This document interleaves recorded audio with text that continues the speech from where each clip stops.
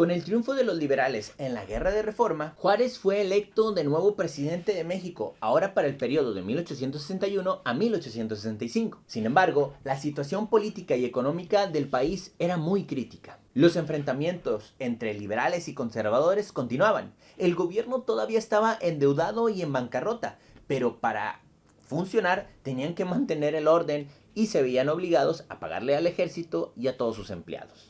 Además, el estancamiento económico afectaba severamente a la población, en especial a los grupos sociales más vulnerables, indígenas, negros o afrodescendientes y mestizos. Para hacer frente a esta situación tan difícil, el presidente Juárez declaró que suspendería el pago de la deuda externa durante 2 años. ¿Quieres saber cómo reaccionaron los países a los que México les debía? Para saber más, ve el video.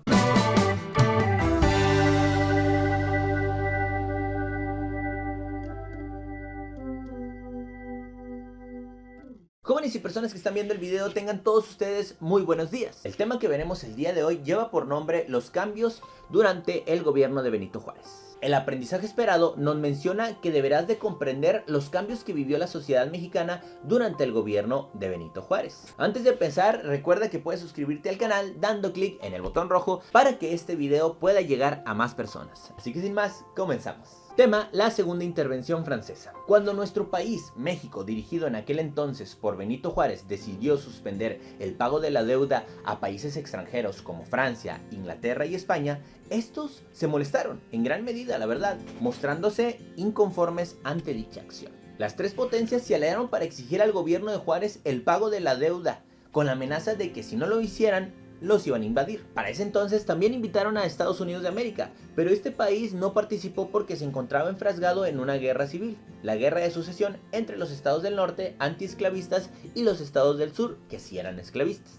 Las tropas de los tres países llegaron a Veracruz a finales de 1862, a pesar de que poco antes el gobierno mexicano, para evitar mayores conflictos, ya había decidido reiniciar el pago de la deuda. Después de arduas negociaciones con los responsables de las expediciones de estos países, las flotas de guerra inglesas y españolas regresaron a Europa. Sin embargo, Francia prosiguió con su plan de invadir el país. Una vez más, la soberanía de México se encontraba en peligro. En ese momento, Francia era gobernada por el emperador Napoleón III, sobrino de Napoleón Bonaparte, y de la misma manera que otras potencias europeas buscaba expandir sus territorios. Su presencia en América le daba la oportunidad de extraer materias primas para sus industrias y tener nuevos mercados para vender sus productos manufacturados e industriales. Tema: gobierno itinerante de Juárez. El ejército francés marchó hacia la capital. Ahí, después de varias batallas, ocurrió una victoria importante para los mexicanos el 5 de mayo de 1862, en la cual los franceses intentaron tomar Puebla, pero fueron derrotados por un ejército liderado por Ignacio Zaragoza. Este triunfo retrasó el avance francés casi un año y animó en gran medida al espíritu nacionalista de los mexicanos. Frente a la derrota, Napoleón III envió más tropas a Veracruz y ya en el año de 1863 el ejército francés sitió la ciudad de Puebla por más de 2 meses y por fin consiguió avanzar a la capital de nuestro país. El gobierno republicano de Juárez se vio obligado a abandonar la Ciudad de México y se retiró hacia el norte. Allá estableció su gobierno primero en San Luis Potosí, después en Saltillo y luego en Juárez. Para los liberales, el presidente legítimo no era el que despachaba en la Ciudad de México, sino aquel que había sido designado por la Constitución de 1857, aunque solo estuviera representado por el presidente Juárez y su gabinete. Como se veía obligado de moverse a ciudad en ciudad, a este gobierno se le llamó un gobierno itinerante. La palabra itinerante significa que se traslada de un lugar a otro. Por su parte, en 1864, los franceses lograron ocupar ciudades como Querétaro, Guanajuato, Morelia, Guadalajara y Zacatecas, que eran constantemente asediados por guerrilleros populares conocidos como chinacos. Los conservadores mexicanos apoyaban la intervención francesa, pues después de tantos descalabros políticos tenían el anhelo de traer de Europa a un monarca que por fin pusiera orden al país. De hecho, un grupo de ellos viajó al viejo continente para proponer a Napoleón III que buscaran a un emperador para México.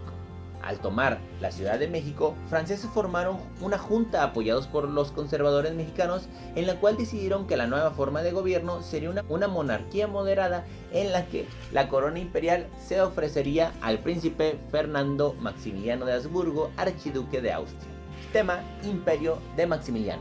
Maximiliano ya había entablado políticas con Napoleón III y con los conservadores mexicanos que lo apoyaban, así que aceptó el ofrecimiento de ser emperador de México. En 1864, Napoleón III y Maximiliano firmaron un acuerdo en el que el primero se comprometía a apoyar el nuevo imperio mexicano con soldados y un préstamo importante mientras se formaba el ejército imperial, y Maximiliano, por su parte, se comprometía a pagar la deuda que México tenía con Francia. En ese mismo año, el emperador Maximiliano arribó al país junto con su esposa, la emperatriz Carlota. El gobierno imperial debió enfrentar múltiples dificultades. El emperador había sido educado en la tradición liberal europea, por lo que debía de conciliar sus ideas liberales con las de los conservadores que le habían ofrecido la corona. Para el emperador era muy difícil gobernar en un país sumamente empobrecido y endeudado, inestable desde el punto de vista político y con una población sumamente diversa. O si esto fuera poco, también debía hacer frente al gobierno republicano encabezado por Benito Juárez, que continuaba funcionando en el norte del país. Durante su imperio, buscó ratificar los principios más importantes de las leyes de reforma: la tolerancia religiosa, nacionalización de los bienes del clero y la separación de la iglesia del Estado, por lo cual esto le generó un rechazo de los conservadores. Como la gran mayoría de los liberales mexicanos apoyaba a Juárez y consideraban que la imposición de un monarca extranjero violaba la soberanía nacional, Maximiliano solo conservó el apoyo de un pequeño grupo de liberales moderados, los conservadores y el ejército francés. La situación del emperador se agravó, porque en 1866, cuando Francia entra en guerra con Prusia, debió de retirar sus tropas de México para utilizarlas en Europa. Además, para ese entonces había terminado la guerra de sucesión de Estados Unidos de América y el gobierno de ese país apoyaba al presidente Juárez y se oponía, obviamente, a que las tropas de las potencias europeas se establecieran muy cerca de su territorio. En 1866 se retiraron de México las últimas tropas francesas y el ejército republicano que apoyaba a Juárez se fortaleció. Maximiliano resistió en Querétaro, ciudad que fue sitiada durante 71 días, hasta que finalmente cayó. El emperador francés fue apresado, juzgado y fusilado por las tropas liberales ese mismo año en el Cerro de las Campanas, afuera de la capital queretana. También fueron fusilados los generales conservadores Miguel Miramón y Tomás Mejía, por considerarse traidores a la patria. Con este hecho, los liberales querían dejar claro que México era un país soberano y que no permitían bajo ninguna circunstancia amenazas ni intervenciones extranjeras que pusieran en riesgo la soberanía de nuestro país. Tema: restauración de la República y retorno de Benito Juárez. Las intervenciones extranjeras, las pérdidas territoriales y el enorme costo político y social que supuso el enfrentamiento entre el proyecto liberal y el proyecto conservador fueron experiencias dolorosas para México y sumamente costosas. Estos problemas hicieron evidente la necesidad de integrar un proyecto nacional que favoreciera la estabilidad política, social y económica de nuestro país. Este proyecto fue consolidado por los gobiernos liberales entre 1867 y 1876, de una época mejor conocida como la Restauración de la República. Después del fusilamiento de Maximiliano, Juárez instauró un nuevo gobierno en la Ciudad de México que era liberal y republicano, encabezado por él, por lo que convocó a elecciones y resultó electo para continuar con el cargo de presidente durante 1867 y 1871. El nuevo gobierno debió de resolver muchos conflictos. Una de las primeras medidas que tomó Juárez fue reducir el número de personas en el ejército para evitar rebeliones y levantamientos, pues los militares no simpatizaban con los liberales que les habían quitado sus privilegios. A pesar de la buena voluntad del gobierno para mejorar las condiciones indígenas, la situación de estos grupos empeoró debido a la ley Lerdo, la cual promovía la fragmentación de las tierras comunales para vendérselas a particulares. Con ello, muchos caciques y hacendados adquirieron tierras de comunidades originarias para ampliar sus propiedades y numerosos indígenas se vieron obligados a trabajar en estas grandes haciendas. Esto creó un sistema de explotación que predominaría y se haría más grave en las siguientes décadas durante el Porfiriato. Los conflictos que el gobierno juarista tuvo que enfrentar para pacificar al país no impidieron que tuvieran importantes logros económicos, ya que logró reducir 5 veces la deuda interna y externa, promovió la libertad y exportación de la minería y también el derecho exclusivo a que el Estado tuviera que hacer sus monedas. También reanudó la construcción del ferrocarril de la Ciudad de México hacia Puebla y al puerto de Veracruz, que se había iniciado desde la década de 1840, pero había sido interrumpido por los numerosos conflictos internos y externos. Por otro lado, Para poner orden y consolidar la autoridad del Estado del país, Juárez buscó reforzar la influencia del poder ejecutivo en menoscabo de los otros dos, lo que causó problemas en el Congreso. Otro problema que debió enfrentar Juárez fue la expectativa que tenían otros liberales como el general Porfirio Díaz de ocupar la presidencia de la República. En las elecciones de 1871, Juárez fue reelecto por muy poca diferencia y Porfirio Díaz lo acusó de reeleccionista. Juárez asumió de nuevo el poder, pero murió por una afección cardíaca en el año de 1872. Entonces el presidente de la Suprema Corte de Justicia, Sebastián Lerdo de Tejada, se convirtió en presidente interino.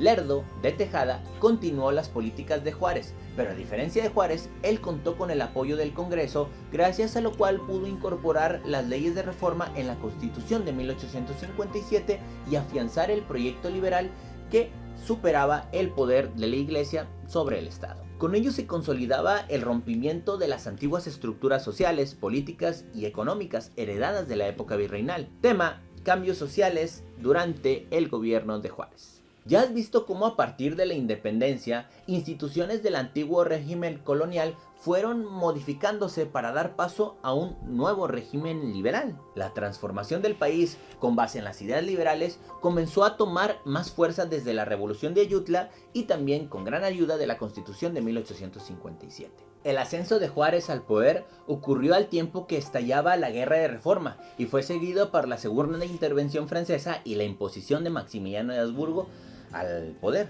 Estos conflictos obligaron a la población a tomar partido por uno u otro bando, y esto ocasionó cambios profundos en la sociedad. Por ello, se puede considerar que durante el periodo de la República restaurada, las nuevas generaciones de México ya tenían creencias, costumbres e instituciones muy distintas a las que prevalecieron durante la época virreinal y las primeras décadas del siglo XIX. La mayoría de estos cambios estuvieron relacionados con el proceso de secularización del Estado y de la sociedad, ya que ese proceso, tanto las instituciones como distintos aspectos de la vida cotidiana, fueron superándose en base a la religión que ya no la necesitaban. Durante la etapa colonial y hasta mediados del siglo XIX, las instituciones corporativas como la iglesia y las comunidades indígenas habían funcionado como organismos que establecían sus propias normas. Estas eran representadas e incluso protegidas por el Estado. La ideología de los liberales mexicanos afectó profundamente a las corporaciones y promovió el individualismo económico al fomentar la propiedad privada,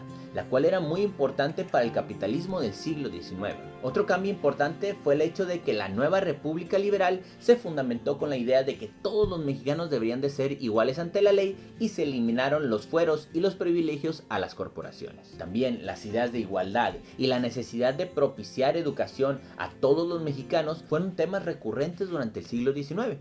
El principal obstáculo que encontró la nueva nación para cumplir estos propósitos fue la falta de recursos económicos. A pesar de ello, los gobiernos de Juárez y Lerdo hicieron esfuerzos importantes para terminar con el analfabetismo gracias a un sistema traído de Inglaterra por una institución privada llamada la Compañía Lancasteriana, que operaba en México desde 1822. Mediante este sistema se podía instruir a grupos muy grandes de estudiantes con pocos maestros. Durante los gobiernos de la República restaurada se impulsó la educación pública y laica.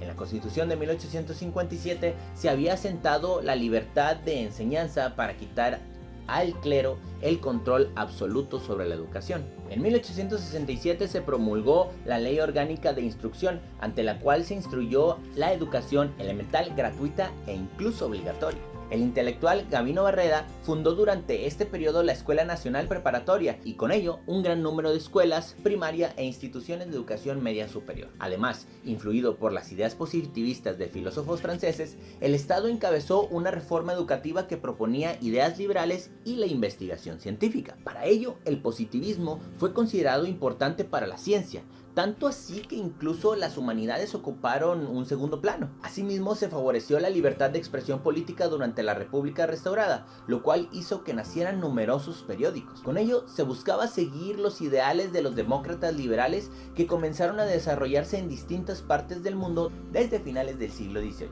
los cuales promovían que los ciudadanos tuvieran una educación e información que les permitiera participar de manera responsable en la vida política. Para los últimos años de la administración de Juárez y Lerdo de Tejada, La sociedad mexicana había cambiado mucho. El gobierno y la sociedad se habían secularizado de manera acelerada a causa de las nuevas leyes liberales. Aunque en los hechos la sociedad seguía siendo muy desigual, muchos mexicanos se veían a sí mismos como ciudadanos con derechos y libertades que debían de ser iguales para todos sus compatriotas.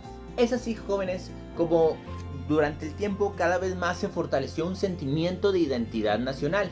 Una idea en la que todos compartimos una historia y un futuro común. Antes de terminar, ¿qué haremos de actividad durante esta semana? La actividad a realizar es un diagrama de flujo del tema Los cambios durante el gobierno de Benito Juárez, en la cual pues tendrás que desarrollar en base a ciertas preguntas que se te van planteando en el diagrama todos los cambios que hubo durante estas épocas. Y bueno, jóvenes, eso sería todo por el día de hoy. Espero que te haya gustado el video, no olvides suscribirte al canal y nos vemos en el siguiente video. Bye bye.